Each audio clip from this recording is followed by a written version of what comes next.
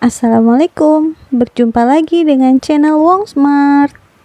Sebelum kita lanjut ke pembahasan kita kali ini, jangan lupa klik like, komen, dan subscribe ya. Mengenal sejarah handphone pertama di dunia dan perkembangannya.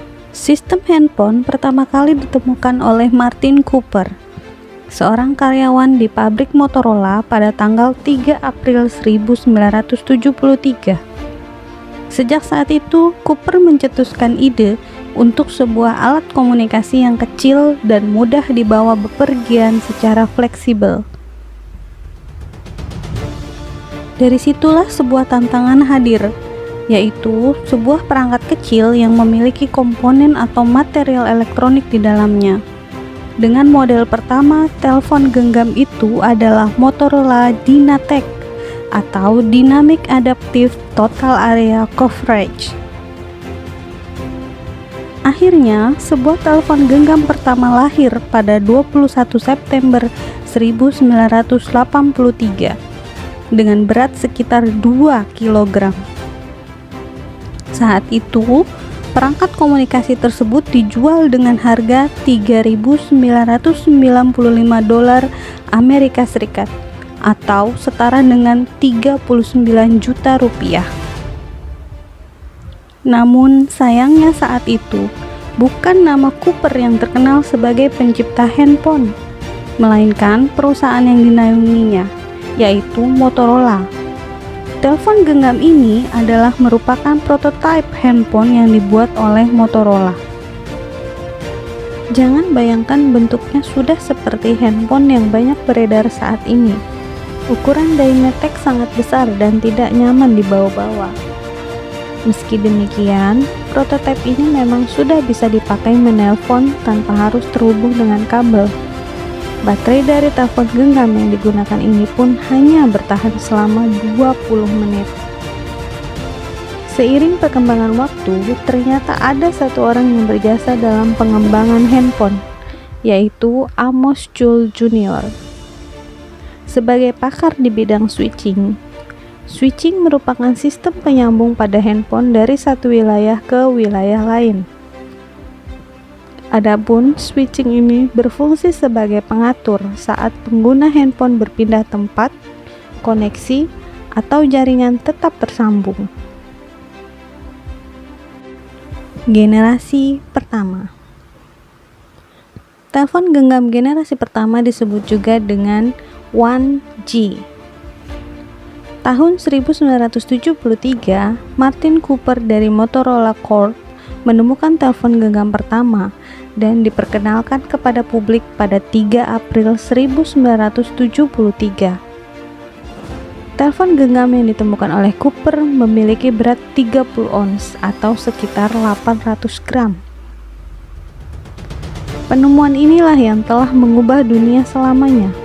Teknologi yang digunakan 1G masih bersifat analog dan dikenal dengan istilah AMPS. AMPS menggunakan frekuensi antara 825 MHz sampai 894 MHz dan dioperasikan pada band 800 MHz. Karena bersifat analog, maka sistem yang digunakan masih bersifat regional. Salah satu kekurangan generasi 1G adalah karena ukurannya yang terlalu besar untuk dipegang oleh tangan. Selain itu, generasi 1G masih memiliki masalah dengan mobilitas pengguna. Pada saat melakukan panggilan, mobilitas pengguna terbatas pada jangkauan area telepon genggam. Generasi kedua. Generasi kedua atau 2G muncul pada sekitar tahun 1990-an. 2G di Amerika sudah menggunakan teknologi CDMA, sedangkan di Eropa menggunakan teknologi GSM. GSM menggunakan frekuensi standar 900 MHz dan frekuensi 1800 MHz. Dengan frekuensi tersebut, GSM memiliki kapasitas pelanggan yang lebih besar. Pada generasi 2G, sinyal analog sudah diganti dengan sinyal digital. Penggunaan sinyal digital memperlengkapi telepon genggam dengan pesan suara, panggilan tunggu, dan SMS. Telepon genggam pada generasi ini juga memiliki ukuran yang lebih kecil dan lebih ringan karena penggunaan teknologi chip digital. Keunggulan dari generasi 2G adalah ukuran dan berat yang lebih kecil, serta sinyal radio yang lebih rendah, sehingga mengurangi efek radiasi yang membahayakan pengguna. Generasi ketiga. Generasi ini disebut juga 3G. 3G yang merupakan jaringan yang dapat memberi jangkauan yang lebih luas untuk para penggunanya, termasuk internet, sebaik video call berteknologi tinggi. Dalam 3G terdapat 3 standar untuk dunia telekomunikasi, yaitu Enhanced Data Rates for GSM Evolution atau biasa disebut dengan EDGE, Wideband CDMA, dan CDMA 2000. Pada generasi ini, telepon genggam mulai dimasukkan sistem operasi yang disebut smartphone, sehingga membuat fitur semakin lengkap, bahkan mendekati fungsi komputer personal. Sistem operasi yang digunakan antara lain Android, iOS, Symbian, dan Windows Mobile. Generasi 4.